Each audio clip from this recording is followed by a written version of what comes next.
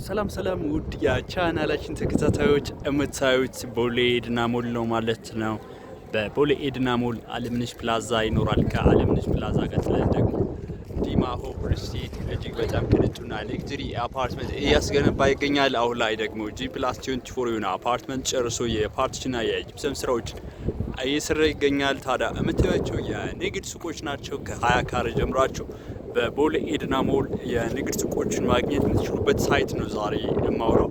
ታዲያ ልክ እንደዚህ እንደምታዩቸው አለምነሽ ፕላዛ ጋር ወይም ደግሞ ደሴ ሆቴል ጋር እንዳሉ የንግድ ሱቆች እኛም ጋር እንደዚህ የሱቅ አክሰስ ይኖራል ማለት ነው። ከ20 ካሬ ጀምራችሁ ልክ እንደዚህ የሚያምሩ የንግድ ሱቆችን በቦሌ ኤድና ሞል ወይም አደይ አበባ ወይም ደግሞ አደይ አበባ ስቴዲየም አቅራቢያ ከ20 ካሬ ጀምራችሁ ለኢንቨስትመንት ከምንም በላይ አዋጭ የሆኑ የንግድ ሱቆችን ዛሬውኑ የግላችሁ ማድረግ ትችላላችሁ ማለት ነው። መኖሪያ ቤቶችም እንደዚሁ ከባለ 2 መኝታ እስከ ባለ 4 መኝታ ድረስ በቦሌ ኤድና ሞል ልክ እንደምታዩት አሁን ላይ መንገዱ ሞዴል እየተጠናቀቀ ነው የሚገኘው።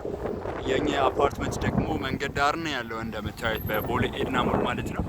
መኖሪያ ቤቶቹን በ50% ቅድመ ክፍያ በቦሌ ኤድና ሞል አሁን ላይ ደግሞ ካርታ አዘጋጅተን እየሸጥን ነው የምንገኘው። የንግድ ሱቆችን ደግሞ ግራውንድ ላይ እና አንደኛ ላይ 30% ዳውን ፔመንት ከፍላችሁ ሌላውን እስከ 1 አመት ቀስ ብላችሁ የምትከፍሉት የቤት አማራጭና የንግድ ሱቆችን አማራጭ ነው እየነገርኳችሁ ያለሁት። ታዲያ እነዚህ የንግድ ሱቆችና መኖሪያ ቤት አፓርትመንቶች የተናጠል ናቸው ነው። አሁን ላይ መኖሪያ ቤት ለመግዛት 50% ብቻ ነው መክፈል የሚጠበቅባችሁ። የንግድ ሱቆችን ደግሞ 30% ከፍላችሁ ሌላውን ቀስ ብላችሁ መክፈል ማለት ነው። የተናጠል ዲጂታል ካርታ አዘጋጅተን አሁን ላይ ደግሞ የላይት ኢንስታሌሽን እና የመስታወት ስራ ሙሉ በሙሉ ጨርሰን የሴራሚክና የፓርቲሽን ስራ ብቻ ነው የሚቀረን ለንግድ ሱቆቻችን። ታዲያ እናንተም የንግድ ሱቅ በቦሌ ኤድና ሞል አደይ አበባ ስቴዲየም አቅራቢያ ብታከራዩት በጣም ጥሩ የኪራይ ቫልዩ ብታገኙበት ኤሪያ ነው። ቦሌ ኤድና ሞል ብትሸጡበት ወይም ብትነግዱበት ደግሞ ብዙ ኢንተርናሽናል ተቋማት ያሉበት ኤሪያ ነው ቦሌ ኤድና ሞል።